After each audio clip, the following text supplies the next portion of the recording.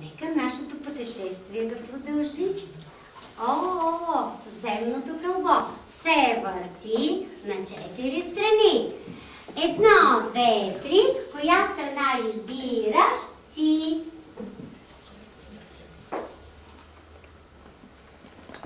Браво! Ти избра Латвия. Латвия се намира в Североизточна Европа. Вижте, тя също си има море, Балтийско море, но то не е топло, както нашето Черно море, а е много студено. Знамето на Латвия е едно от най-старите знамена в света. В какви цветове е то? Кажи. То е цяло червено и има една бяла черта по средата. Точно така.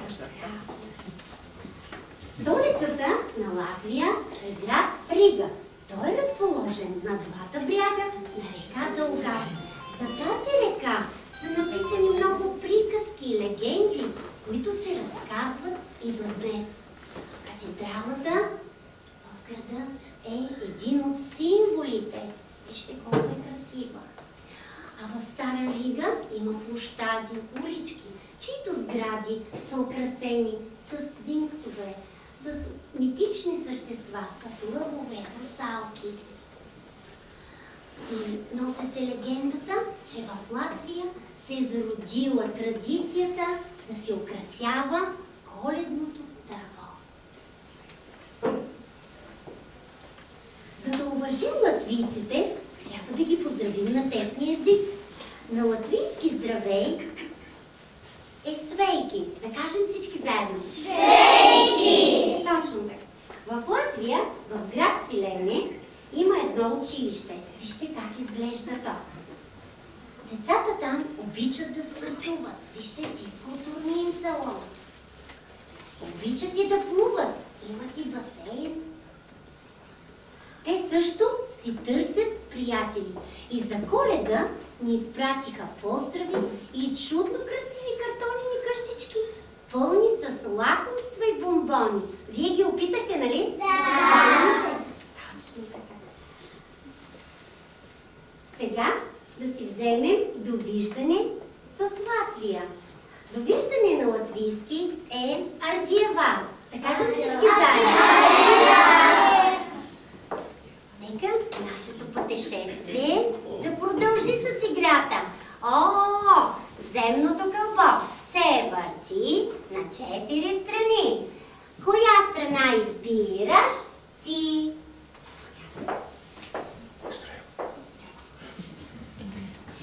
Ти избра Полша. Полша се намира в сърцето на Европа, там където се пресичат много пътища. Ето това е полското знаме. В какви цветове е? Цвети. Полското знаме е в бяло и червено. Точно така, в бяло и в червено. Столицата на Полша, деца, е град Варшава, разположен на река Висла. В центъра на Варшава се намира дворецът Вилан. Той е построен преди много години от полския крал Ян III.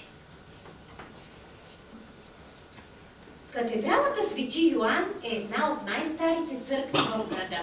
Тук се извършвали важни церемонии, като кръщенета и коронации на полските владетели. А във Варшава има улици, свързани с България. Улица Бургаска, като град Бургас, улица Варненска, Несебърска, Созопolска, а една от улиците носи името на българския поет-революционер Христо Ботев. От Варшава с влак пристигаме в град Волюмин. Тук се намира училище маршал Йозеф Пилсудски. В него има малки момченца и момиченца също като вас, които учат, пеят, играят, рисуват и те също си търсят приятели. Искате ли да бъдем приятели с тях? Да! Добре тогава. Разбрах, че децата от група Звездица са научили една полска песен. Нека да я чуем.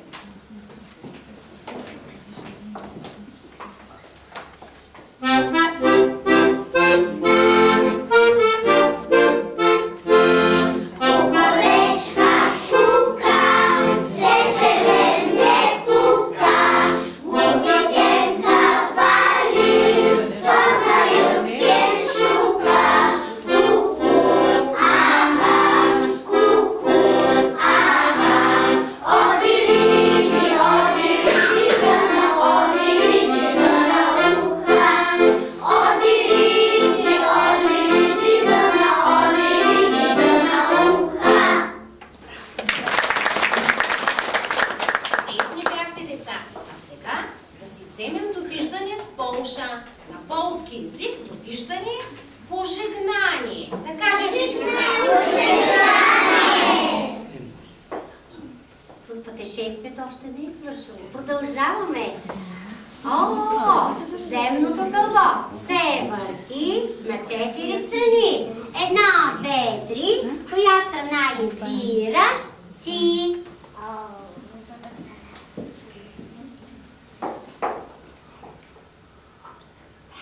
Браво, ти избра Румъния. До Румъния не е нужно да пътуваш дълго. Тя се намира на север от нашата държава. Това е румънският флаг. Какви цветове е той?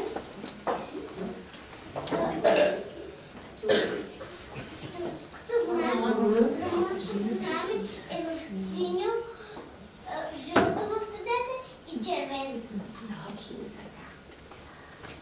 Най-бързо и лесно можем да отидем до Румъния по Дунав мост, който свързва българския град Русе с румънският град Гюргево.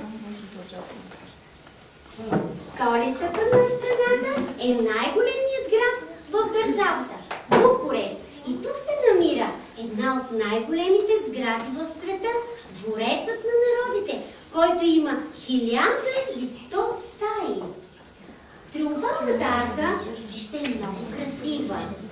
През нея тя представлява врата, през която на празници преминават маршируващите войници. В Румъния има много замъци. В подножието на планината Карпати, близо до град Синая, се намира двореца Пелеш. А близо до град Брашов се намира прочутият замък на град Дракула. Там има тесни, дълги коридори, стълби, тайни стаи, високи и ниски тавани. В Румъния, в област Трансилвания, се намира малкото градче Крещещи.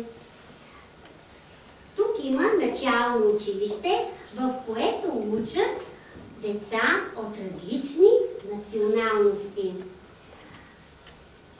Те също се търсят приятели. Искате ли да бъдем приятели с вас? Да ги поздравим. Здравейте, приятели на румънски как е?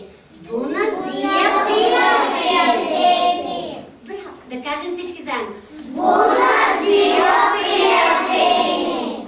А сега Милиса от група Слънчеце ще ни каже румънското стихотворение Зайчето пощальон, по което ще изпратим много поздрави на румънските деца. Eporaș, poștaș, cunoaște pe eporaș, eporaș, poștaș și nepoi și pe eu un preșten în sor scrisor, într-o clipă se cetește, eporașul se trăiește.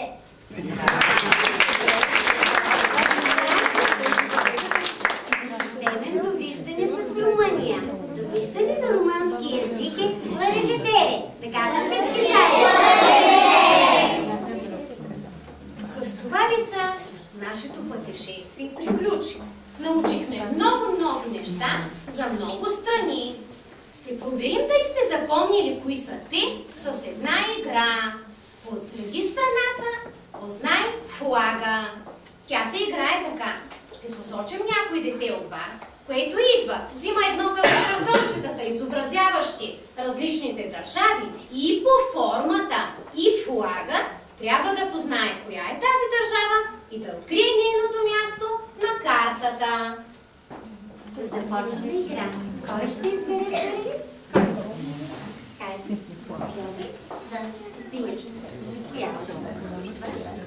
Добре, ти коя страна? Кажи. Покажи на гостите. Коя страна? Тази страна е Румъния. Да видим къде е. Точно. Браво. Кое е друго дете? Коя страна? Тази страна е Англия. Браво.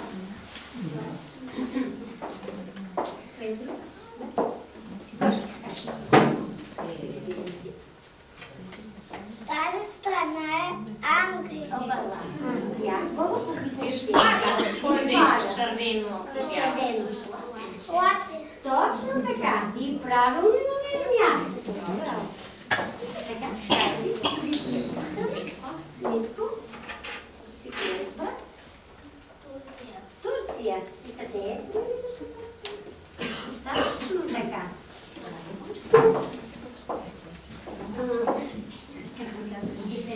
Силин, заповядай. И коя страна остана?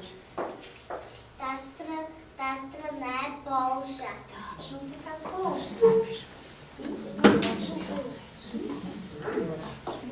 Тук остана още една държава. Симеончо. Хайде, Симеончо, коя е тази държава? България. Браво! Ти я Може ли да я кажеш?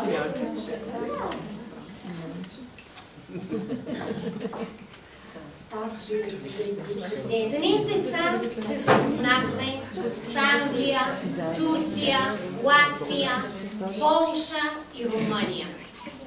Намерихме много нови приятели. Те ще ни разкажат за своите страни, за своите обичаи, за своите традиции. Ние ще им разкажем за България с рисунките, които ще им нарисуваме, с мартениците, които им изпратихме, с филмите за българските занаяти, които ще заснемем и ще им изпратим. Благодарим ви.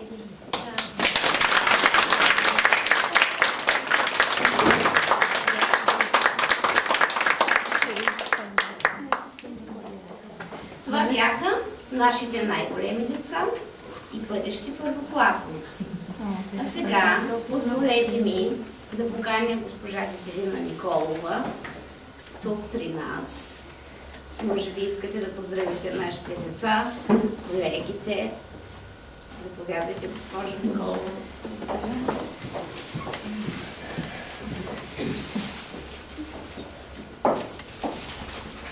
Уважаема госпожо Нечева, уважаеми педагози, колеги, скъпи дечица! Аз днес бях заедно с вас в тези приказни картини за другите държави и мога да ви кажа, че се радвам на толкова много успешни ваши начинания да познавате други държави, да имате приятелство с тях, да пеете и да говорите на техният език. И съм убедена, че като станете по-големи, ще имате възможността и да пътешествате в тези държави, да намерите там своите приятели и да ги поканите тук у нас в България. Най-хубавото нещо е, когато имаме гости от други държави, наши приятели, на които ние да можем да разкажем колко много красоти има в нашата държава.